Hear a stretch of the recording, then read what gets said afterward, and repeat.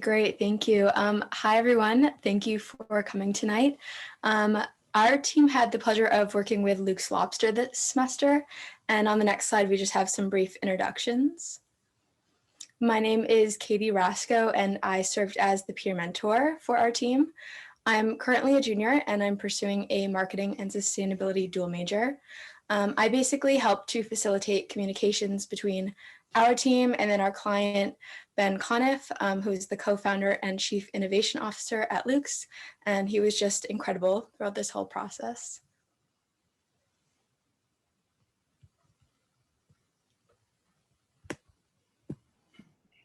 And I'm Marina. I am a senior studying political science and international affairs, and I was one of the student consultants for the Luke's team. And my name is Katie, and I'm a junior studying journalism and economics, and I was also a consultant for the team.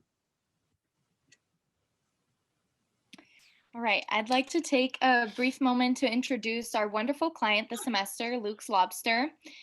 They are a seafood company that was originally founded in 2009, but they're not just any seafood company.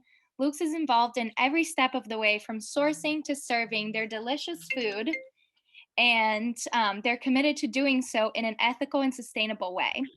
They first got their B Corp certification in 2018, and this semester our team worked with them to get them ready to recertify in the coming January. So this semester we spent nearly 100 hours completing 11 different projects for Luke's. When the company first certified in 2018, they left a lot of points on the table because they did not have documentation to back some of the great things they were doing, like many companies we're talking about today. So our goal this semester was to focus in the environment, workers, and community section and create that missing documentation that both aligned with the BIA and what Luke's was already doing. So right now, Luke's Lobsters is projected to file for recertification at 145 points, which is 65 points higher than they were in 2018. And we're hoping that the documentation we created will help Luke secure some of these points and have them count towards their official score. So on the environment side of things, we completed 2 major projects. First, we created a waste tracker, or a tracker for Luke's to track waste, water, energy, natural gas using Google Sheets. The Sheets can track usage across all of Luke's locations as well as cumulatively as a company. And being able to track the use of water, waste, energy, and natural gas resulted in an immediate increase in the BIA. And additionally, setting and being able to meet goals when it comes to utilities will give Luke's even more points in the BIA in the future for when they file for recertification going forward. And second, we created a policy that states that Luke's prefers environmentally conscious suppliers, and the company was already doing this, but we provided the tangible policy that guaranteed that they would get points for it in January. We also did a lot of work with the community section of the BIA. We mostly spent the semester formalizing supply chain requirements and preferences and created a quality assurance questionnaire for interested vendors. We're kind of hoping that these documents will allow Luke's to thoroughly vet potential suppliers and then select those that they best align with. We also verified Luke's living wage practices using published labor data from all kinds of different locations around the country. Our contributions to the workers section had both internal and external components. So internally, we standardized internship and internal hiring practices, and we also designed employee incentive programs to incentivize sustainable action, community, and civic engagement amongst employees. Externally, we focused on finding nonprofit organizations that Luke's can potentially partner with to employ underrepresented groups. And we also researched industry performance benchmarks to gauge how Luke's is performing in their industry. So following the conclusion of the clinic, Luke's Lobster will submit their completed BIA, hopefully at the end of the year or the beginning of next year. And they'll use the documents that we created to support their requests for point increases.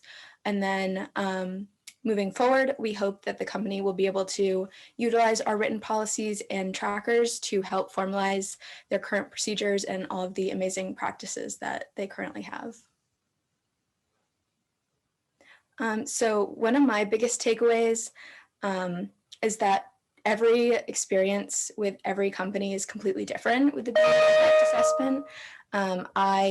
This is my second semester with the clinic, and during my first semester, I worked with a company who had never certified before, hadn't gone through the process.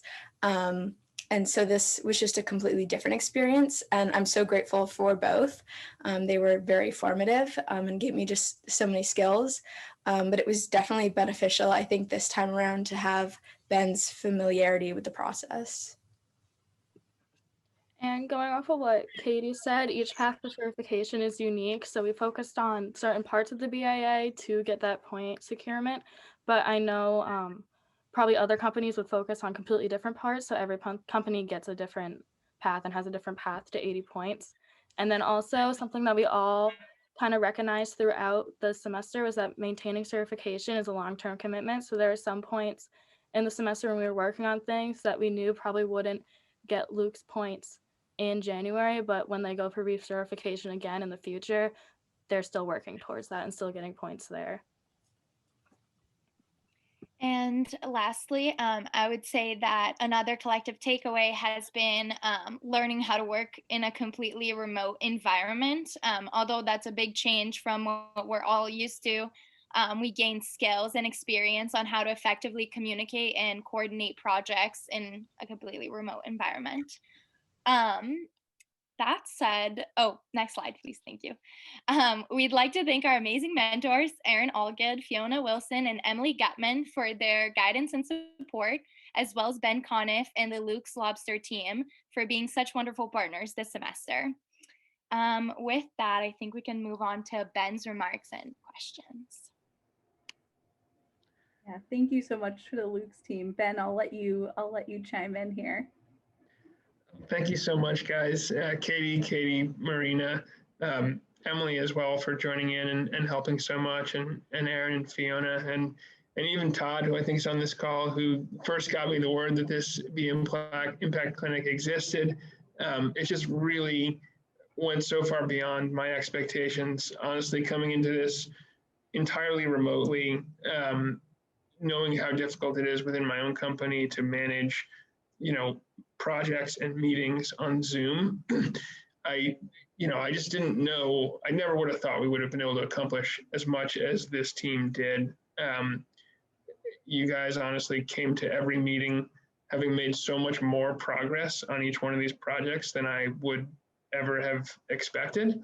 And I think, for me, I'm sitting in this seat in Luke's because I'm the most passionate about this stuff, not because I'm the most organized. In fact, I'm probably the opposite. So having three super organized people who were so on task and so ready to come to every meeting, so prepared, just that list of deliverables that you just went through was just way more than I thought we were going to accomplish. So thank you for that. And just also very impressed, of course, with the things that that I don't know at all, like how to use Google Sheets and pivot tables and Google Forms, but also with how quickly you picked up on all the business reasoning behind why we wanted to do these things in the first place. Everything becomes so much easier when you understand the why, the reason why we're doing it. And it didn't take long for you guys to pick up on any of that, despite having no ability to come visit the plant or visit the restaurant during this process. So thank you all so much. And thanks to everybody involved with the clinic. It was a great experience.